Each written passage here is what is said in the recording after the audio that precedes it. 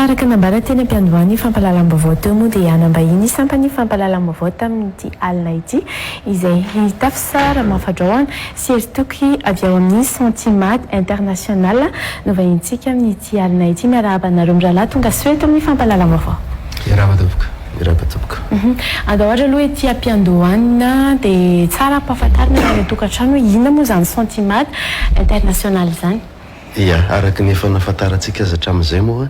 dia ny Sentimat International dia orinasa iray misehatra amin'ny resaka fitsaboana nentim-paharazana izy io izay manana ny foibiany any Inde any dia no tenako no mitondra an'io eto Madagasikara. Inona ny zavatra atao amin'izay Sentimat zay? Inona ny tena mampiavaka ny Sentimat? Inona ny tena activité ihany koa raha izay ny ahafahana mahazo azy ao amin'ny Sentimat International? Araka ny afantarantsika anazy dia zany firenena indiana zany dia firenena efa tena hoe manana ny traikefa mba tsy ilazako hoe numéro 1 mondial amin'ny resaka fitsaboana dia tonga eto izy mitondra an'izay traikefana izay amin'ny alalan'ny Sentimat International dia ny activité hoentin'ny ataon'ny Sentimat International eto zany dia mitsabo ny aretina rehetra averiko indray mandeha mitsabo ny aretina rehetra izay tsy sitrapanafody amin'ny alalan'ny zava-maniry zany hoe tsisy effet secondaire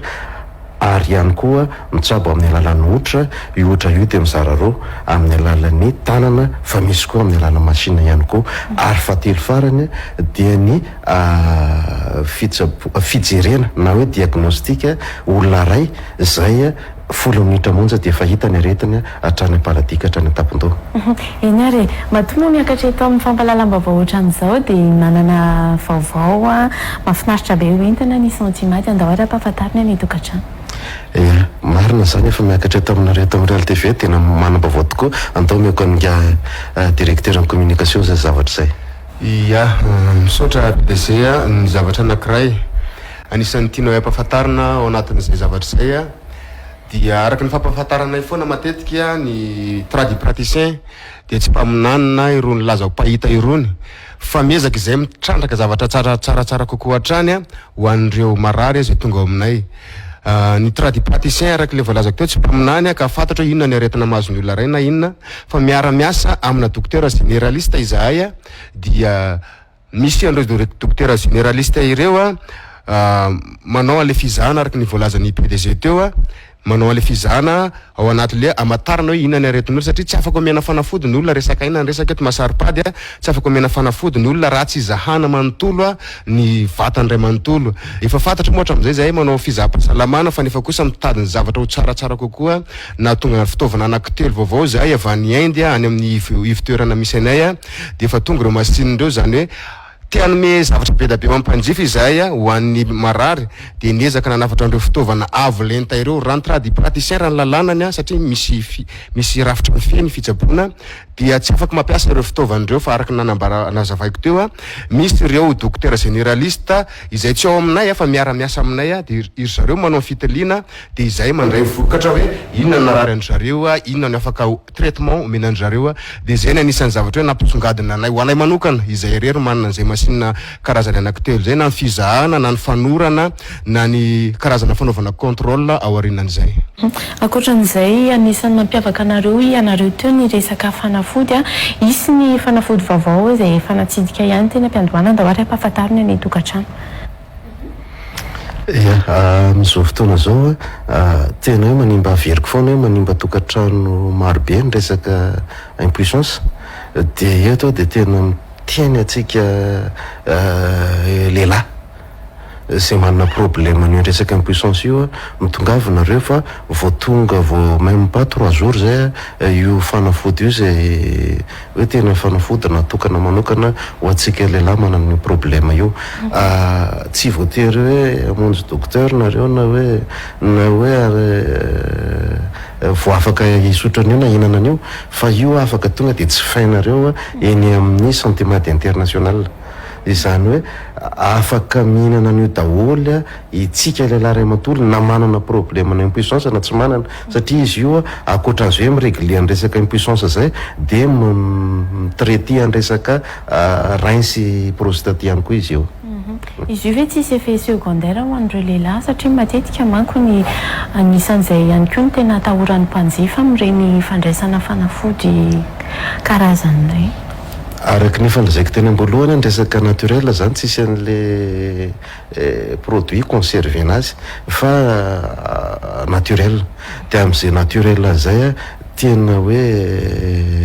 tsy misy effet secondaire eo ary araka ny fanazaiko teo traité-ny aretina mety hitranga amin'ny resaka rince prostataire izy io. Eny ary inona mety mampiavaka ny Santimate international satria azo ataoko hoe efa be dia be amin'izao ireo toeram-pitsaboana izay mivoy an'izay hoe zavatra nentim-paharazana izay, inona mety mampiavaka ny Santimate international? Miala tsiny fa somary tsy hoe diso fa intsy kely fotsiny somary amélioré le anay dia zay ny antony hoe ampiasana fitaovana somary moderne sophistiqué ahafahana mitsabo ny olona sy mamantatra an'le aretin'olona hatrany am-paradika hatrany an-tampon-doha ao anatin'ny 10 minitra monja dia matoy izahay ao amin'ny Santimate international amin'ny 5 maraina dia filarana dia anisany mba hoe fierté anay zany ary anisany slogan anay moa zany hoe ny mararinay ny passion anay tsy misaraka aminay raha tsy sitrana dia eto dia miteny mihitsy surtout le manana olona aretina cancer olona taizana olona diabétique ohatran'ireny mitongavy ianareo fa tsy misaraka amin'ny Santimate international nareo raha tsy sitrana. Eny ary efa mamara-parimantafatafa ihany koa tsika ry izy mirahalahy fanontaniako farany angambany antsika maranana azy raha ohatra ka misy sady antsika ihany koa amin'ny hafatra sy ny hafana ifandray aminareo no anambarako anazy mahakasika ny hoe raha misy marary zany tsy afaka anantona ny Santimate international dia inona no mety vahaolana? Ia, tena maro be tokoa na dia hoe resaka fotoana fotsiny ary satria mila arak'izay filarana izay dia afaliana ao anatin'ny Santimate international no ny efa manome équipe mobile ao antsika docteur io efa miaraka amin'ny fitaovana miaraka amin'ny fanafody iray manontolo dia omeko eto ny laharatarobia azahoana ny Santimate international sy